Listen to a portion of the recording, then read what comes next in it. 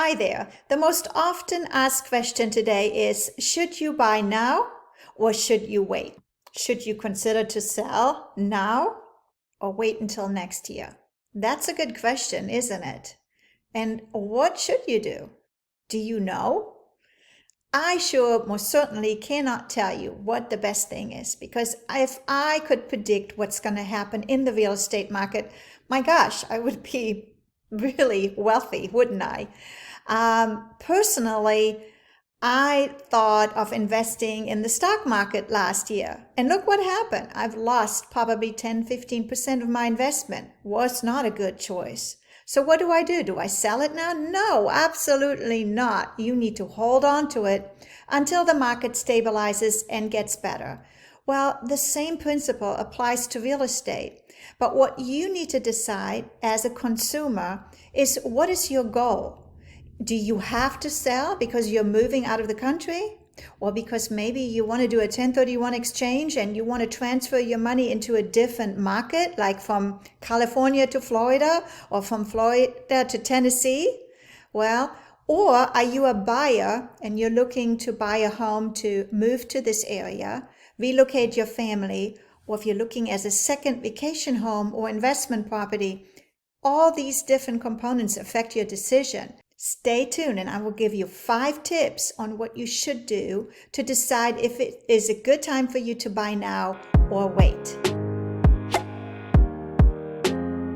Hello and welcome. Sabine Robertson with Silver International Realty, a local realtor in the Rosa Beach and surrounding area, serving the beautiful Emerald Coast of Florida. Tip number 1. I consider any type of real estate purchase one of your biggest investment you're making. Whether you're an investor, you're a homeowner, you do a 1031 exchange, you look for a second home, you are an investor and you got to analyze the data and make sure that it makes sense. So the first thing I try to establish when I work with my buyers is, what is your goal? Tell me a little bit about what you're looking for, and that way I can guide you better and give you the resources so that you can make the decision if it is a good time for you to buy now or later. Number 2, my question is, how long are you planning to hold on to your home? If you are relocating to this area but think that in a year or 2 you might have to relocate or get transferred due to your job or military, maybe timing is not the best time to buy, because if the market does shift, then you are forced to sell your home at that given time, then you might have to pay money to sell your home if it changes, if the market is shifting. A lot of relocation companies do subsidize and pay you if they want you to relocate. So it really, again, depends on your individual situation. Number 3, let's talk about financing. Are you a cash buyer? Are you planning to take out a loan? You know, when I first get together with buyers, I try to feel out, sometimes if you have the cash, it may not be necessarily the best thing to make a cash purchase. Liquidate some of your assets, or maybe you have a lot of equity built up on your primary home and you can take a secondary mortgage, or maybe you just need to go and start all over and get an ARM or a conventional.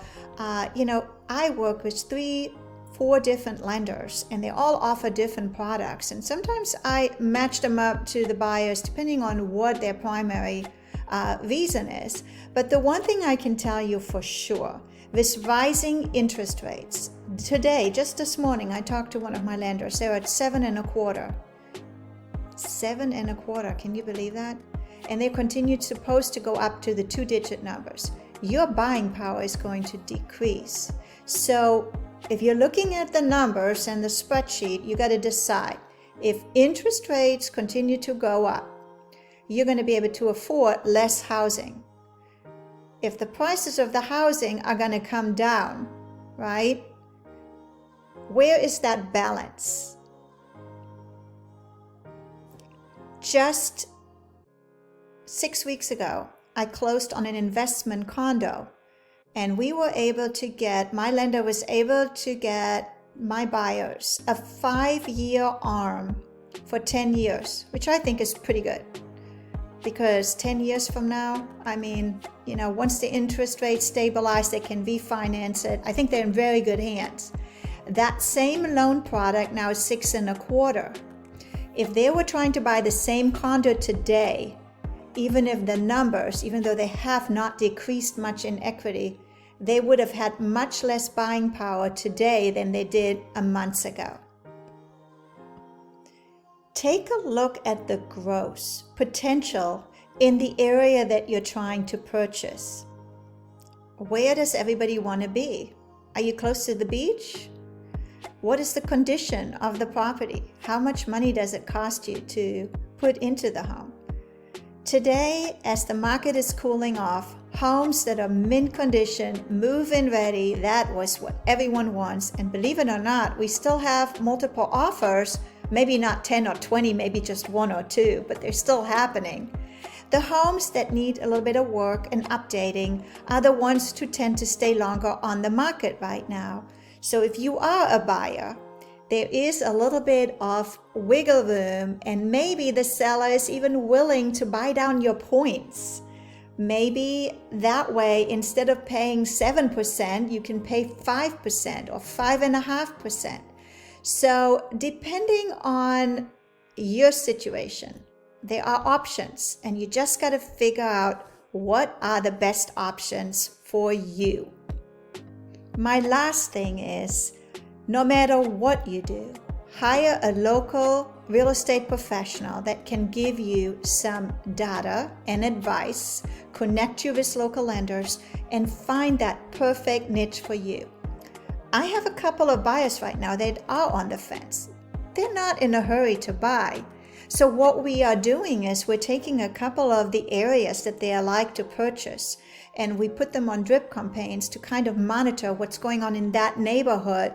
Not just like every 4 months, no, monthly, daily. So for example, you take Destin East, and you got about 10 homes right now that are currently on the market for sale. And now every day you're monitoring them. Oop, this one just went price reduction. Okay, this one just sold. Let's take a look at the data. Oh my gosh, these are all going pending. You can very quickly try to get a gauge to what's going on in that neighborhood. But in order to do that, you really need to identify your goals, where you want to be. So there are several different options. But the most important thing is that you need to work with somebody who understands how to interpret the local data.